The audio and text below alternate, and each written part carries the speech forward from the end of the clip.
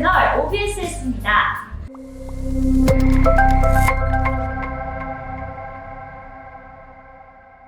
코로나19 여파로 실내 스포츠가 제한됐을 때부터 실외 활동이 증가했는데요. 특히 등산 인구가 폭증했다고 합니다. 사진을 찍어 인스타그램에 올리는 문화에 익숙한 2030 젊은이들의 증가가 눈에 띄는데요. 하지만 운동화나 캐주얼화를 신고 배낭도 없는 것은 물론 스틱을 든 젊은이들을 찾아보기는 힘들었습니다.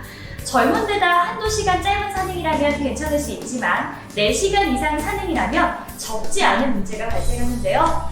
발바닥에 물집이 잡히거나 발목, 무릎 등의 통증이 올 수 있습니다. 여러분은 등산 갈 때 스틱을 챙겨서 가시나요? 오늘은 등산 스틱의 중요성에 대해서 알아보도록 하겠습니다. 등산할 때 스틱을 사용하지 않는 것은 몸에 대한 죄악이다. 세계 최초로 히말라야 8,000m 16자 완등에 성공한 어몽길 대장은 등산을 부담 없이 오랫동안 즐기려면 스틱을 반드시 써야 한다고 강조했는데요. 등산화와 배낭도 잘 챙겨야 하지만 등산을 할 때 스틱 하나로 몸을 보호하고 몸에 무리를 주지 않을 수 있기 때문입니다. 장거리 산행의 경우 스틱의 유무에 따라 신체 피로도가 크게 달라지는데요. 어몽길 대장에 따르면 일반적으로 스틱을 사용할 경우 걸을 때 상체가 체중의 30%를 지탱해준다고 합니다. 스틱이 없다면 하체가 모든 부하를 책임져야 하기 때문인데요. 특히 장기 산행을 할 때는 배낭에 물이나 간식, 도시락을 챙겨가기 때문에 최소 10kg에서 20kg은 무게가 더 나가기 때문에 스틱이 없다면 이 하체가 감당해야 할 부담이 더욱더 커지기 때문입니다. 결국 무릎과 발목은 물론이고요. 고관절에까지 큰 부담을 주게 되는 것이죠. 엄대장은 무릎이나 발목의 연골이 다치면 산에 오르지 못한다, 평상시 조심해야 한다 라고도 강조하기도 했는데요. 우리나라는 특히나 악산, 즉 바위산이 많아서 산을 오르내릴 때 하체에 무리가 더 가분합니다. 그렇기 때문에 그 부담을 스틱을 사용해서 덜어줘야 하는 것이죠. 다음은 올바른 스틱 사용법입니다. 스틱은 반드시 양팔로 사용해야 합니다. 스틱은 일반적으로 왼발 땐 오른팔, 오른발 땐 왼팔로 엇갈려 사용하면 됩니다. 평지에서는 스틱을 땅에 짚을 때 팔하고 직각이 되게 하면 되고요.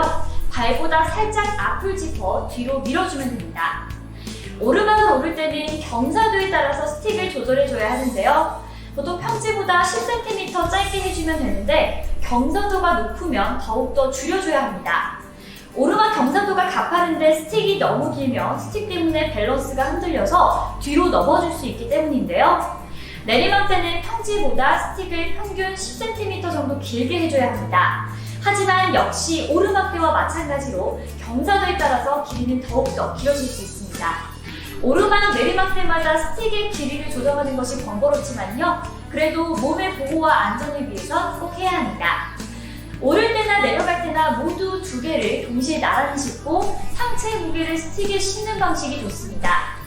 오를 때 스틱을 먼저 짚고 하체 움직임과 함께 팔로 당기듯 밀어주면 되는데요. 내려갈 땐 스틱에 팔을 지지한 뒤 하체를 움직여야 합니다. 그럼 오르막 땐 하체 피로도를 크게 줄여주고 내리막 땐 무릎과 발목에 가해지는 충격을 완화시켜줍니다. 스틱은 산행하다 돌이나 나무뿌리 등에 걸리거나 미끄러져 밸런스가 흔들릴 때 균형을 잡아줄 수 있어 안전사고도 예방해주는데요. 올바른 스틱 사용법 익히셔서 안전하게 등산하시면 좋겠습니다. 지금까지 OBSS 김희정이었습니다.